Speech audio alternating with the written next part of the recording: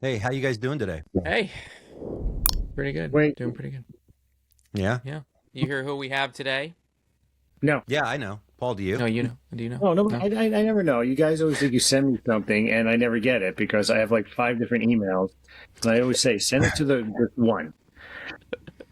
Well, But anyway, anyway, it's I this just is an don't know. easy one for us. It's friend of the show, Mason Moore. We've known oh, him for what, 25 years now. Oh We've my followed God, him yeah. to.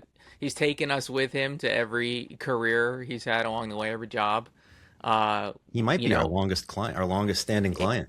I, I think it might be, Yeah. but he's going to talk to us about something a little different than his marketing background. As you know, he had testicular cancer, and he's kind of had a long 20 something year journey with that, and he's recently started speaking about it publicly. And so this is kind of a men's health show, if anything.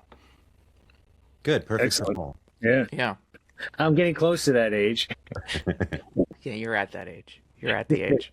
Yeah, we all got that. We all applied there, We're, Joe. we're all over the hill except for Joe. Come on, I'm way over the hill now. All right, let me add Mason in, and we'll start the show. Sounds good. Uh-huh. I was 28 years old. I was about a month away from getting married. And I was being told that I had stage 2A testicular cancer. Anytime you hear the word cancer, it is the ultimate, no pun intended, kick in the nuts. I did the strenuous chemotherapy regimen. Basically feels like your body's been turned inside out. After I finished treatment, I went on surveillance. At the 5-year mark with no recurrences, I was told, Mason, you're cancer free. You can go back about living your life. You don't have to come back and see us anymore. Be on your way.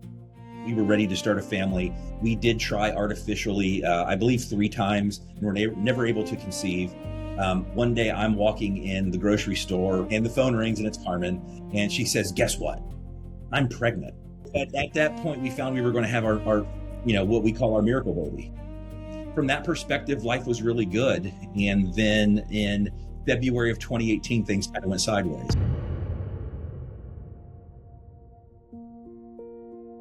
I start to have a really sharp, borderline excruciating pain right in my lower chest, upper abdomen area. And lo and behold, there is a 1.6 centimeter nodule on my right lung, which kind of throws everyone for a loop. I was told I was stage 4 and that I had probably somewhere between a 25 to 40% chance of surviving 5 years, if not at least having another recurrence. I just celebrated 7 years in April. I have continued to advocate for men's health and speak publicly, either in person or digitally, as much as I can. What I tell people is that I'm a 3-time testicular cancer survivor and I still have 1 testicle.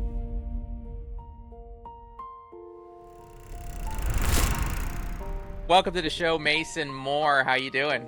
Doing great, thank you. Thanks for coming on, and thanks for talking to us about your health story. I know you've just recently, maybe recently, but you started talking about it publicly.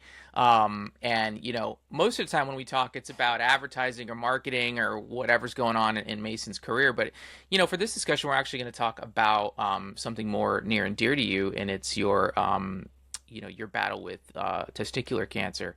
And I want you to start and just take us back to before the diagnosis, leading up to it, what was going on that year, and then tell me your mindset.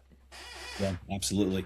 I'll take you back to December 2002. So I was 28 years old, active, as most 28-year-olds think at that time, thinking I'm indestructible. What was going on in my life as I was early on in my career and establishing myself as a marketing communications professional. I was about a month away from turning 29. And probably most importantly, I was about a month away from getting married. So there was lots going on in life for sure. Things were moving fast and furious. As that month of December continued to go on, I just started to feel really drained and tired, just really lethargic. Figured, it's probably just because there's so much going on. I'm planning a wedding. I'm busy at work. I'm working out. I'm running. I'm doing all these things. So I'm probably just a little run down. Nothing to be worried about, right?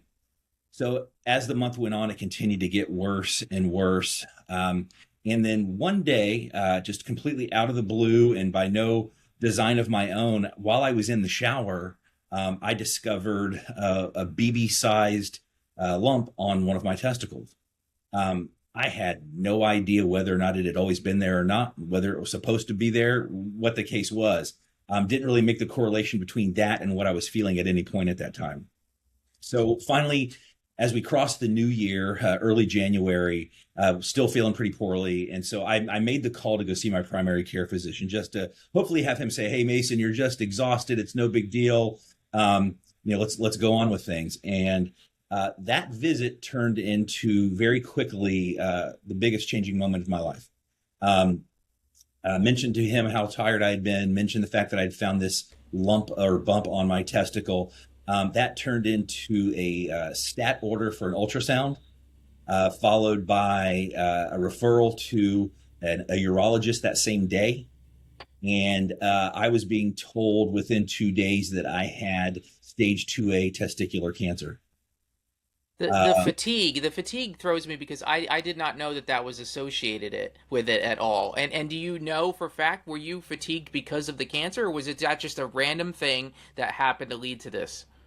Can't say specifically. Some people, the symptoms for people are different. Some people have no symptoms at all. Some people may feel lethargic. There may or may not be pain associated with it.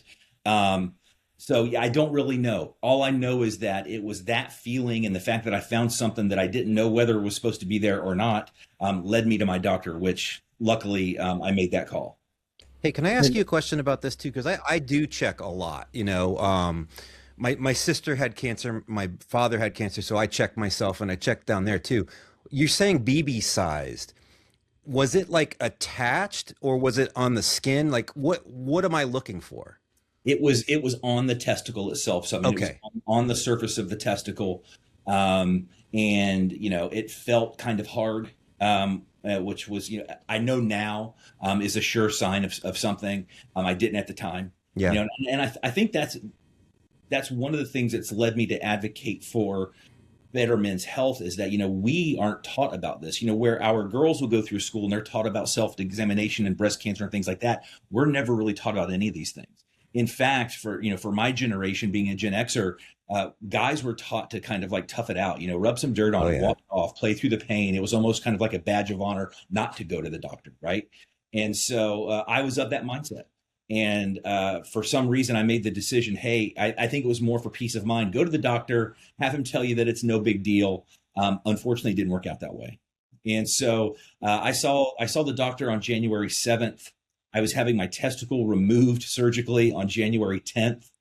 I was married on January 18th, still with stitches and recovering from surgery. Went on a very abbreviated, and what I like to say, uneventful honeymoon, if you know what I mean. And then I came back and started a standard chemotherapy regimen for testicular cancer, which is pretty intense. From there, the great part about testicular cancer is that if it's caught early, it's highly curable. And so being stage 2A, that's somewhat early. So the prognosis was really good. So I did the strenuous chemotherapy regimen. Everything, tumor markers came back down to normal. And so after I finished treatment, I went on surveillance, where I would go in, frequently for blood work or CT scans or chest x-rays. I did that for 5 years. At the 5-year mark with no recurrences, I was told, Mason, you're cancer free. You can go back about living your life. You don't have to come back and see us anymore. Be on your way. Did you ever have PSA tests or anything prior to that? I know in our 20s, we don't really go to the doctor that often. So this is what another good thing is, that even in your 20s, you should start going to the doctor. So that's why it's important, I guess. If you had done blood work, do you think something would have been caught prior? They typically, there is a very specific set of what they call tumor markers that they check for what are called germ cell tumors, which is what testicular cancer is. So probably a regular trip to your doctor, they probably would not have ordered that. There needs to be some sort of suspicion of the disease. But to that point, like I mentioned, I did not have any idea what testicular cancer was at this time. I did that testicular cancer is the #1 form of cancer in males ages 18 to 35. Really? Had no idea of that. No, I had no idea either. No, I had no idea. Yeah. my only knowledge of testicular cancer at that point had been through following sports and hearing of Lance Armstrong having it. Oh yeah. And so that was really my only knowledge of it. But then come to find out, like I said, it's the number one leading cancer for males ages 18 to 35. But the great news is that if it's caught early, it's 98% curable. So Mason, take me back to the moment the doctor comes in and says you have cancer. Were you anticipating it? How did you feel? Did you just, did you want to die? What tell me about that. It was all such a whirlwind. I went through kind of the calendar with you. It went from, a routine visit, what I thought was a routine visit to my primary care physician, to within 3 days having your testicle removed. And so there really wasn't a lot of time to process it. And I, unfortunately, like I said, I was so blatantly ignorant to the disease at the time. I didn't know really what it meant at that point. I'm a person who does a lot of research and likes to study. So I immediately began doing that, but doing that over the course of the treatment, quite honestly. So I was kind of thrown into the deep end while still learning how to swim, if that makes sense. But yeah, anytime you hear the words cancer, or you're told that you have cancer, it is the ultimate, no pun intended, kick in the nuts. And it just, especially when you're 28, or I was 29 years old, like I said, days away from getting married. It was just, it was the biggest blindside you could ever imagine. How did that affect the wedding and all of that? I mean, I would have been, my head would have been spinning. You're already spinning trying to plan a wedding, and then you've got that. I mean, it certainly put a somber mood over it. It did alter our plans a little bit. Like I said, I was still recovering from surgery at the wedding. So, was trying to manage my health at the same time as, at a wedding, you're hosting everybody and having to, kind of accommodate needs, things like that. So it did put an added pressure on things. Obviously impacted our honeymoon and shortening that, because I had to start chemotherapy as quickly as possible.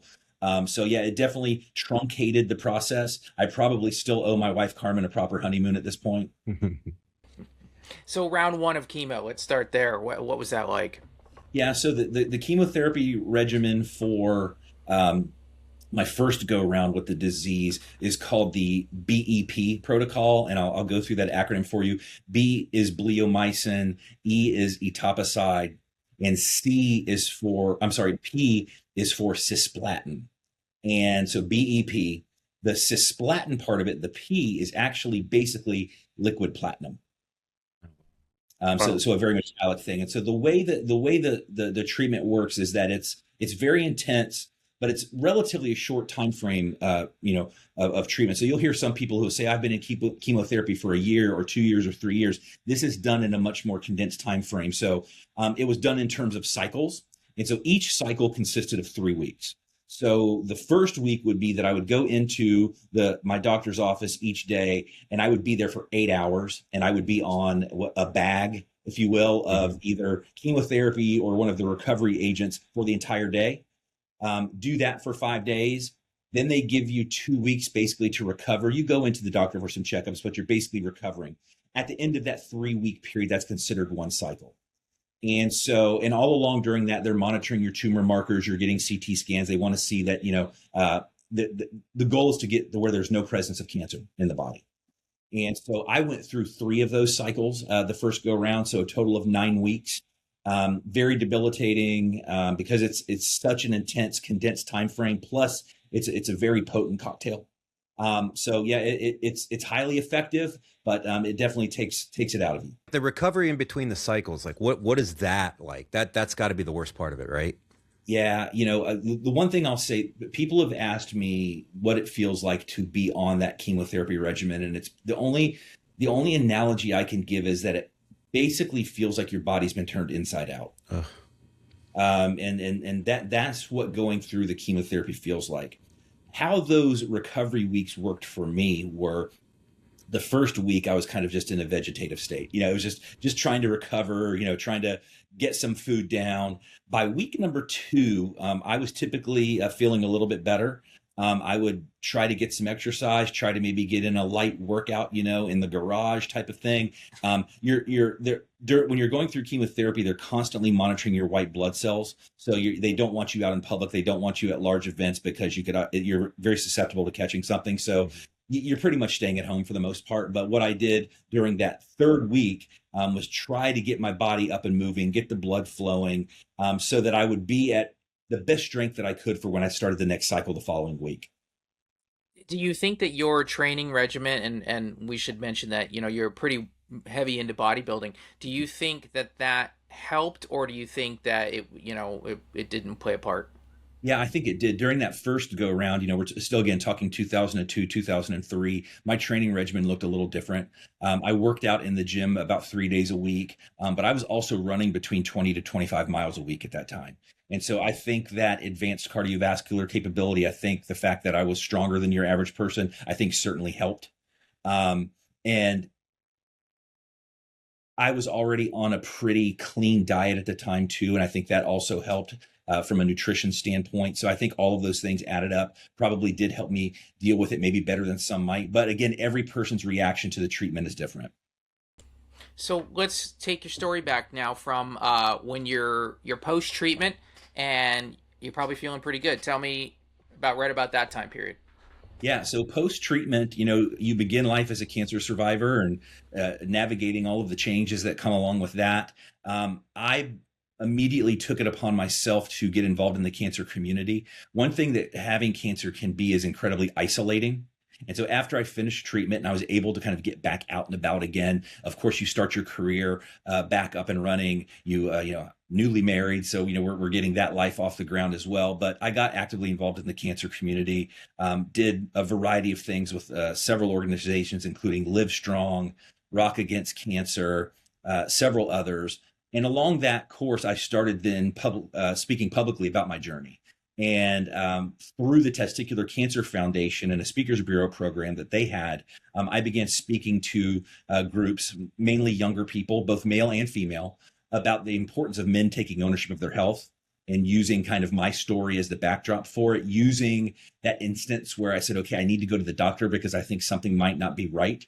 And having that be kind of my example of how I took ownership of the situation and ultimately probably saved my life. And so over the course of the next really 15 years, that's what I did. I did a lot of public speaking, a lot of nonprofit volunteer work, things like that. Obviously, career expanded. My wife and I, started our lives together. On a side note, related to that, the chemotherapy will largely leave you sterile. And so before I went through the first go around with chemotherapy, they advised us to, if we wanted to start a family, which of course we did, to bank sperm so that we could try artificially later on. And so after I got through the first go around with treatment and we were ready to start a family, we did try artificially, I believe 3 times, and were never able to conceive. And so at that point, Carmen and I made the decision, hey, look, just not in the cards for us. We're going to be happy just being together ourselves. Not the end of the world that we won't be able to expand our family. It was about six months after we had come to that realization and kind of taken the pressure off ourselves. One day I'm walking in the grocery store, either buying a box of cereal or maybe a 6-pack of beer, one of the two, I don't know. And the phone rings and it's Carmen. And she says, guess what? And I was like, what do you need? She's like, I'm pregnant. And so I paused. And then the first words out of my mouth were, well, whose is it? Because it couldn't possibly be mine. She's like, it's yours, asshole. And so, at that point, we found we were going to have our what we call our miracle baby. And so we had a daughter 9 months later. And so part of that journey then as a cancer survivor also was being a parent and navigating everything that comes along with that. And also when the time was right, talking to our daughter, her name's Marley, about the fact that her dad had cancer and, that's something that we do, bringing her along to see some of the journey of my speaking engagements and things like that. So from that perspective, life was really good. And then in February of 2018, things kind of went sideways. Yeah, so we've covered the first low and now we're at the high. And a shoe is about to drop. Tell us about the next part of this act. Yeah, so February 2018, I was actually at a local networking event and was at the typical, rice and chicken luncheon, if you will, and am sitting at the table. And as I'm sitting at the table about halfway through this networking event, I start to have a really sharp, borderline excruciating pain right in my lower chest, upper abdomen area. And so at first I just kind of, play it off, think, okay, this will come and pass. Maybe something hasn't agreed with me that I ate at the rice and chicken luncheon here. But as the luncheon continued on, the pain got worse. And so I had to take a step back mentally and say, okay, Mason, what do you talk about? You talk about taking ownership of your health, knowing when something's wrong versus when something's normal. What should you do? And so I did something that I had never done before in my life. Got on my phone, found the nearest emergency room, and drove myself to it. So go to the emergency room. They immediately begin testing me for everything under the stars, if you will. They're thinking, is it a gallbladder issue? Is it a kidney stone? Is he having a heart attack? So all of the things that go along with testing for that. They're doing chest X-rays, et cetera. They can't. Everything's coming back normal. Everything's coming back negative. So they're having a hard time determining what's going on. Something very crucial happened in that moment, though. The doctor in the emergency room came to me and said, Mason, look, we know your history. You've had testicular cancer. It's completely abnormal that someone has a testicular cancer recurrence 15 years later. Typically, just for you guys, for your knowledge, most of the recurrences come within that first 5-year period, mainly between years 1 and 2. And so he looked at me and said, it can't be that, but let's just go ahead and do a CT scan of your chest, abdomen, and pelvis just to see if there's anything going on. So we do the CT scan, and lo and behold, there is a 1.6 centimeter nodule on my right lung. Oh, which kind of throws everyone for a loop. And so they said, okay, well, Mr. Moore, we're not quite sure what this is, but we need to check it out for sure, especially given your history. So we're going to keep you overnight, get you up in the morning and biopsy it, and then we'll send you home. So get up the next morning. They do a CT guided needle biopsy to pull out some tissue. They send me on my way, and I get a call back 4 days later saying, Mr. Moore, we have your results back. You have squamous cell carcinoma of the right lung. So at that point, I'm being told I have lung cancer, and being told that this is a completely different cancer than what I had years previous. So at that point, I'm 44. And so I'm saying to myself, wow, how fortunate I've been. I'm 44 years old, and I've now had 2 different types of cancer. So of course, having navigated the road before, my first question is, okay, well, what do we have to do about it? And so they said, well, the good news is we've caught it extremely early. It's small. Squamous cell carcinoma of the lung is a slow growing cancer, but we definitely want to treat this right away. So they said, the good news is there's no adjuvant therapy that's necessary. You're not going to need chemotherapy. You're not going to need radiation or anything, but we are going to have to remove the entire middle lobe of your right lung. Oh. And so I get scheduled for a robotic surgery where the doctor's actually never touching me. I have a picture of it I can share with you, Joe. Actually, that's kind of pretty cool. But Cool. It's basically the what I equate it to is the doctor's like playing the claw game at the arcade. Basically, with kind of like a little knob steering the scalpel where to go. And so I have robotic surgery. They pull out the entire middle lobe of my right lung, and then I go back on surveillance at that point. Now, going back, when you got your CT scan and you were in the doctor's office, did you have an inkling that it was cancer, or in your gut did you just think, this is something else? In my gut, I thought it was something else. I thought it was something completely different. I had no clue that, again, this was probably the second biggest blindside moment of my life at that point. Yeah, when we did find out, especially at that point, which we're going to get to in a minute. But at that point, thinking that it was a completely separate type of cancer. Again, what are the odds? And so I go back on surveillance, and they're having me come in every 4 months for chest X-rays and CT scans. And there was a critical error that was made on both of our parts during that time. One thing I should say is, for this recurrence and where I went to the emergency room, that was not in conjunction with my original oncologist. And so I didn't, because we were 15 years, separated, I did not at that point get my original oncologist involved. Said, I'm in this health system who will remain nameless. They'll take care of me. They at no point tested the tumor markers that were specific to my testicular cancer. And I never requested that they did, because I was still in shock that I had cancer for the second time. I'm being told it's a separate kind of cancer. It never dawned on me to do it either. My mistake. So we go in surveillance. I'm going in every 4 months. 8 months after I have the surgery to remove my middle lobe of my right lung, so second, round of surveillance, they do a CT scan and there's another nodule. And this one's right at the line of where they did the surgery. So it's right where the middle lobe and the upper lobe would have connected. And so it's on the upper lobe of my right lung. And the interesting part is that this time it's like 4.5 centimeters. So it grew incredibly quickly. And so that really confused everyone because, as I mentioned earlier, typically squamous cell carcinoma of the lung is a slow growing cancer. Right. So at that point, they just say, okay, well, Mr. Moore, we need to biopsy this again. And we're going to biopsy it here. And then we're going to send it off to some other leading cancer organizations across the country and have them biopsy it as well. So in total, 4 different groups got pieces of my tissue and biopsied it so that we could figure out what was going on. This time, all 4 came back 100% definitive that this was a germ cell tumor. So a recurrence of my testicular cancer from 50 prior, which is almost unheard of. And so just to confirm, after that, if we needed further confirmation, I got my previous oncologist involved and went to see him. He immediately drew blood, tested my tumor markers, and my tumor markers were off the charts. Wow. The normal range for one of the primary tumor markers is like 0 to 2.9. Mine were 1,700. And this is wait, 0 to 2.9? Yes. And you were 1,700? Yes. And you're saying this is rare for that to Yes, it's almost unheard of, number one, to have a recurrence 15 years later with testicular cancer. The other part that's interesting about this is so the pathway for testicular cancer is, like most cancers, it moves up. So it'll start in the nether regions, then typically it attacks the lymph nodes in the abdomen, then it goes to lungs, then it goes to brain.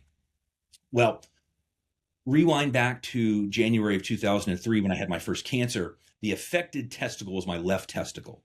So they removed my left testicle. So this recurrence in my cancer shifted sides and skipped a zone. Wow. I never had any presence of cancer in my right testicle or my abdomen. It went to my right lung. And so that was even further confusing.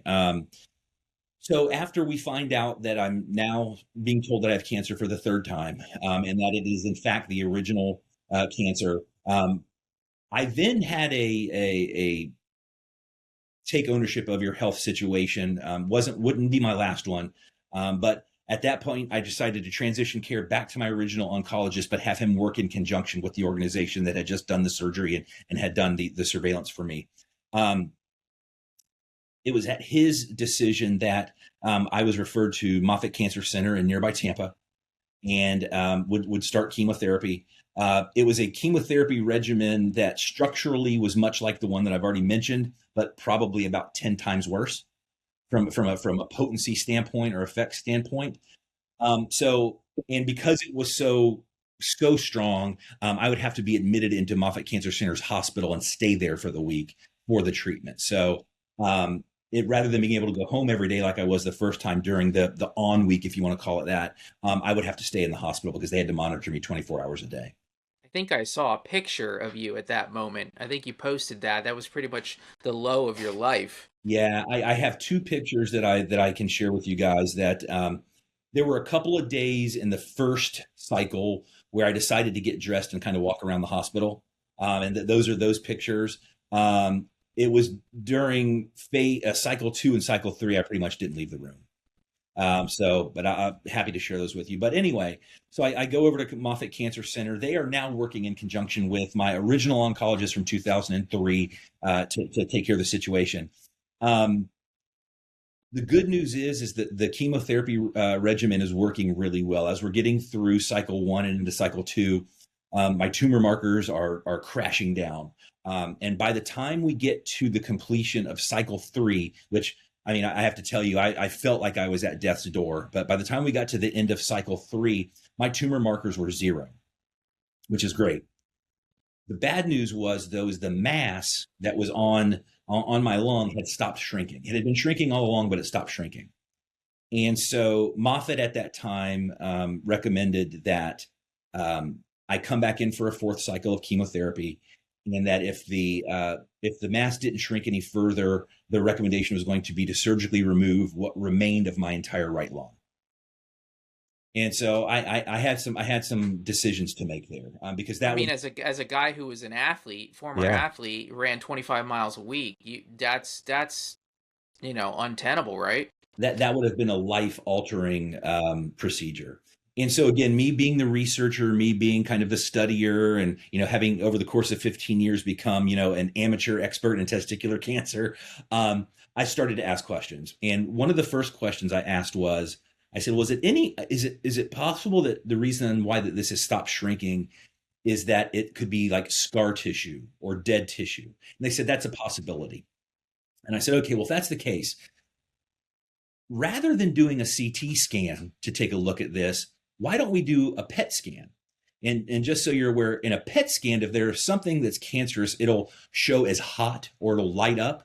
And I said, so why don't we shift our attention to doing a PET scan and see if anything lights up? And that may give us an indication of what this is. So we do a PET scan, and the mass doesn't light up. It's showing cold, which meaning high possibility that it could be dead tissue. So at that time, Moffitt Cancer Center is still recommending the same protocol. That is where I took another take ownership of your health situation. I've got, as you know now, I've got my original oncologist from 2003 working with Moffitt Cancer Center. I, at that point, decided to go back to the surgeon who did my first lung surgery, who's part of the other health system.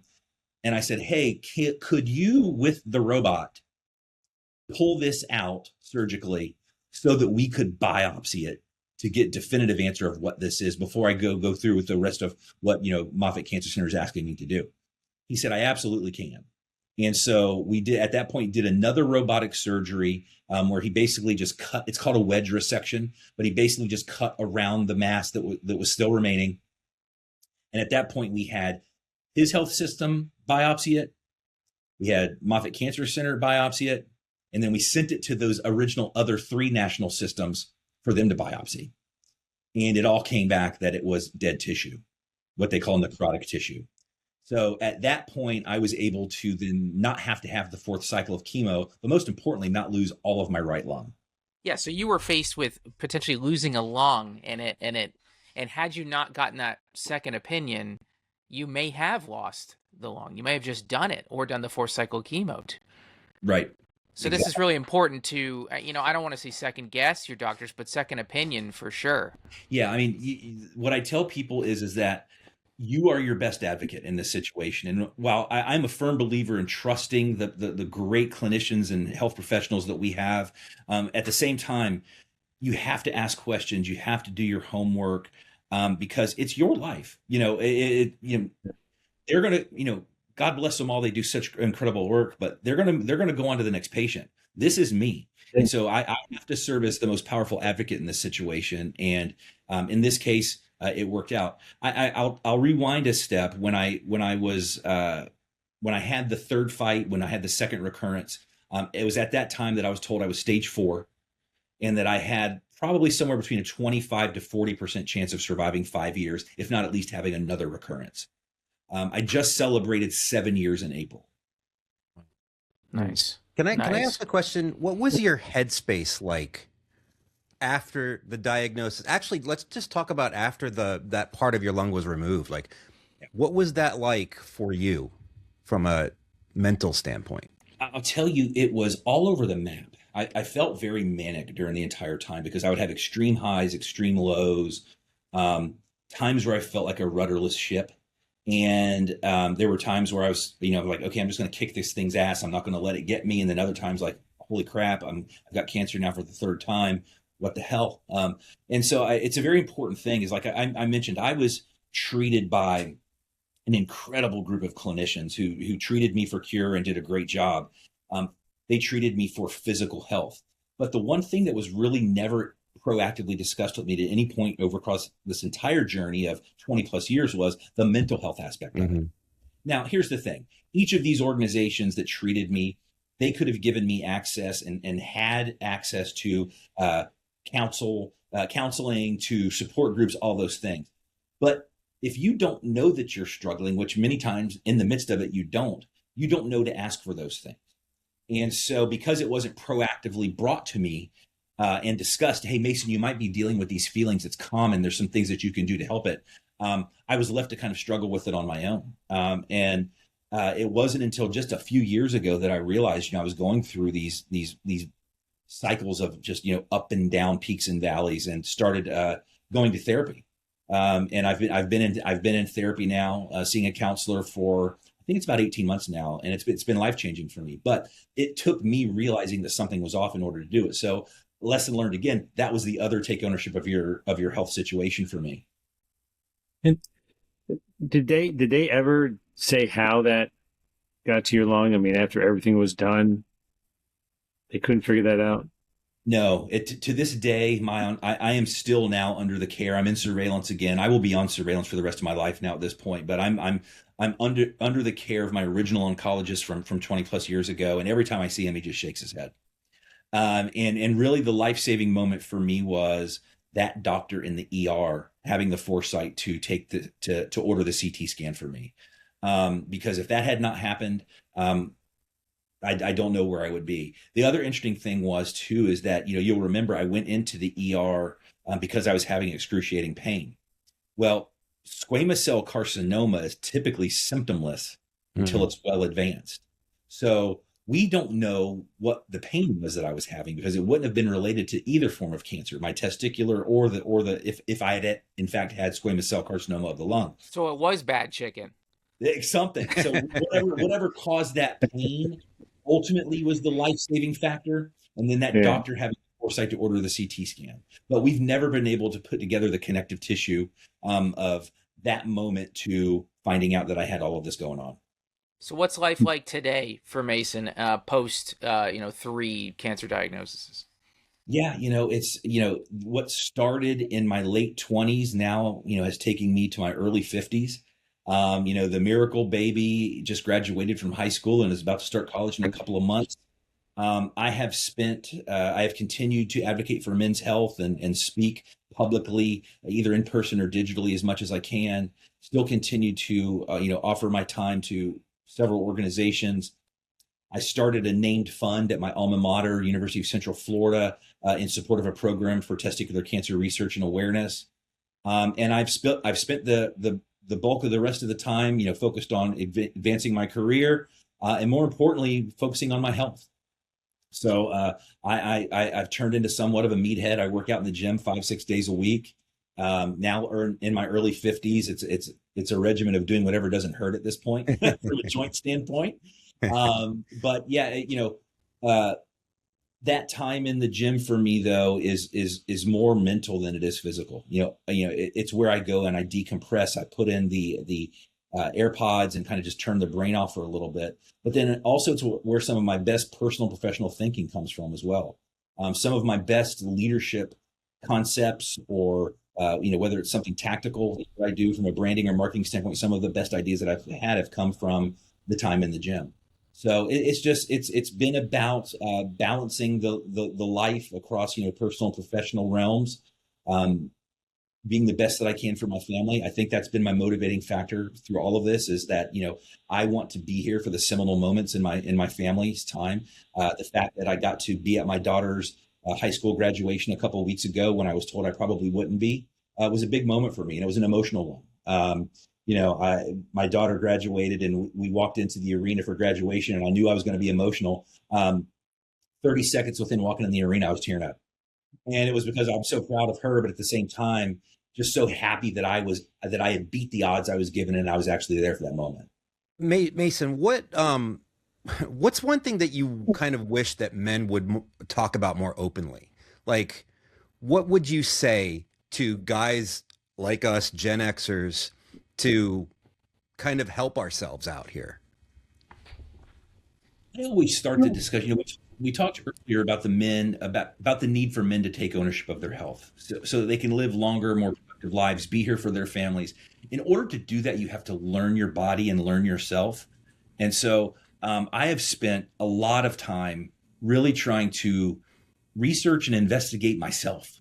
what is normal, what is not, so that way I can make an educated decision on when I need to go do something. Again, we weren't taught that. We simply weren't taught that, at least at our age range. I think it's gotten a little bit better with the younger generation, but I also see a lot of things happening now with Gen Z and some of the other even younger folks now that concern me from a health perspective. So I just want men's health to take on a level of gravity where guys are focused on it from a very early age, much like we do with our young girls. Mason, on that note, we'll end the show, and we just want to thank you for joining us and giving us your perspective on your health journey, and we wish you continued health and in your yourself and your career. Thank you so much. I appreciate it, guys. Yep. Thank you. Have a good one.